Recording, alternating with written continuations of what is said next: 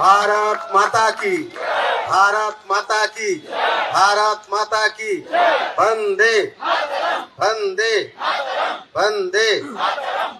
जनगण मन अधिनायक जय हे भारत भाग्य विधाता।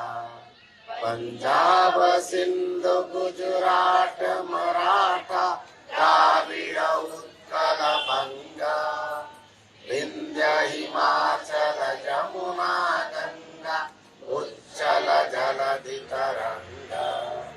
तब शुभ नामे जागे, तब शुभ आशीष मागे, गाहे तब जय गाथा।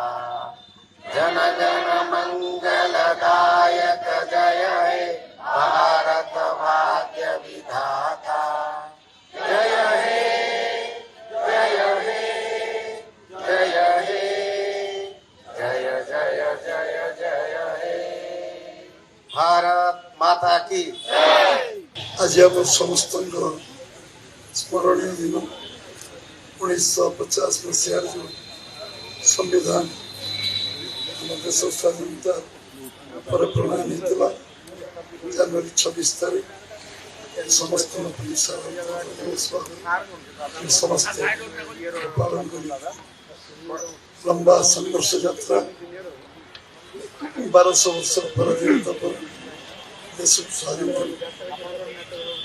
हम संविधान प्रणेता डॉक्टर भीमराव अंबेडकर जो संविधान टीम तैयारी कला से संविधान आज बुद्धिमान समृद्ध हो संविधान हम जनगण को सेवा समस्त द्वारा आज 140 कोटी देशवासी संविधान को सम्मान दिया। संविधान हूँ आम शक्ति सामर्थ्य प्रेरणा संविधान संविधान को मानिवा समाज को संविधान सहित आमर कार्य करवा विश्वसनीयता तैयारी करवा संविधान मूल लक्ष्य प्रतिबद्धता चेष्टा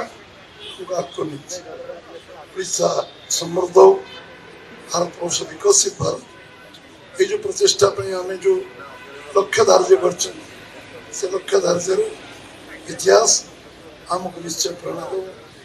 वर्तमान जो कार्य कर जो दायित्व आम उपर से दायित्व गुरु दायित्व लोक अपेक्षा बढ़ी आमको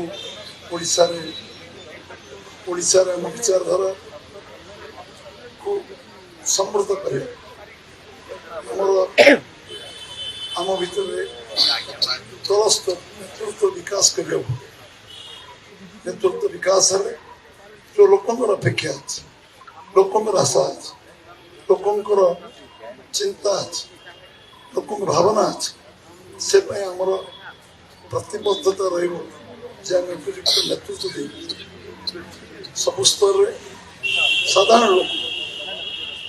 साधारण लोक विश्वास आम स्थापन कर विश्वसनीयता आम रखी से विश्वास विश्वसनीयता को नहीं आम पूरा जीवन जो इतिहास शिखिले परिश्रम छड़ा अन्य विकल्प नहीं त्याग तो पश्चात व्यक्तित्व किसी विकल्प नहीं साधना व्यक्ति विकल्प नहीं आत्मविश्वास व्यक्ति विकल्प नहीं आम से धारा आम नेतृत्व तैयारी करवा जहाँ मन स्पष्टता थी जहाँ राष्ट्रीय भावना थी जो मान मन में देश प्रति सेवा कर मनोभक्ति थी जो मैंने समाज तल पाचन केमती समान समस्ते आम स्तर को आसन आम समस्ते एक ही ओडिशा बड़ी एक सबु संभावना थी राज्य सबु संभावना थी राज्य को समृद्ध करवा जोटा यशस्वी प्रधानमंत्री नरेंद्र भाई मोदी जो अपेक्षा रखते 2024 मसीह जो ओडिशा 1 नंबर राज्य हम समृद्ध हम एवं भारत वर्ष 1 नंबर राज्य जो हम विकसित भारत में ओडिशा सबुठ बड़ योगदान रही से जो अपेक्षा अच्छी समस्ते ଓଡ଼ିଶା ସରକାର ଆସିବା ପରେ ନିରବିଚ୍ଛିନ୍ନ ସେ କାମରେ ଲାଗିଛନ୍ତି। 18 ମାସ ସରକାର ପୁରା ହେଇଛି, 100 ଦିନ ପୁରା ହେଲା, 365 ଦିନ ପୁରା ହେଲା। ଓଡ଼ିଶାର ଜନଗଣଙ୍କ ପାଇଁ, ଓଡ଼ିଶାର ସମୃଦ୍ଧି ପାଇଁ ଆମେ ସମସ୍ତେ ଏକ ହେଇ କାମ କରିବା। ସମସ୍ତେ କଠିନ ପରିଶ୍ରମ କରିବା। ଯେତିକି ପରିଶ୍ରମ କରୁଥିଲେ ବିଗତ 60 ବର୍ଷ ଧରି ତାଠୁ ଅଧିକ ପରିଶ୍ରମ କରିବା। ଯେଉଁ ପରିଶ୍ରମ ଆମକୁ ଲକ୍ଷ୍ୟସ୍ଥଳରେ ପହଞ୍ଚେଇବ, ସେ ଦାୟିତ୍ୱ ବଢ଼ିଛି। ଏବଂ ସମସ୍ୟା ଯେଉଁ ଅଛି, ସମସ୍ୟା ଲମ୍ବା ଚିଠା ଅଛି। ଏବଂ ସ୍ଥାନୀୟ ସ୍ତରରୁ ଯେଉଁମାନେ ଆମକୁ ଅକୁଣ୍ଠ ସହଯୋଗ ସମର୍ଥନ କରିଛନ୍ତି, ସେମାନଙ୍କ କେବେ ତାଙ୍କ ମନରେ କି ପ୍ରଶ୍ନବାଚୀ ନ ଆସୁ, ସେ ପାଇଁ ଆମେ ସମସ୍ତେ କଠିନ ପରିଶ୍ରମ କଲେ। ଅନ୍ୟ କିଛି କଥା କହିବିନି, ଗୋଟିଏ ଶବ୍ଦ, କଠିନ ପରିଶ୍ରମ କଲେ ଆମେ ସେ ଲକ୍ଷ୍ୟସ୍ଥଳରେ ପହଞ୍ଚିବା। ଏତିକି ମୋ ଅପେକ୍ଷା ଆଜି ସାଧାରଣତନ୍ତ୍ର ଦିବସ ରଖିବି। ସମସ୍ତଙ୍କୁ ବହୁତ ବହୁତ ଧନ୍ୟବାଦ। ନମସ୍କାର। ଭାରତ ମାତା କି ଜୟ। ବନ୍ଦେ ମାତରମ୍।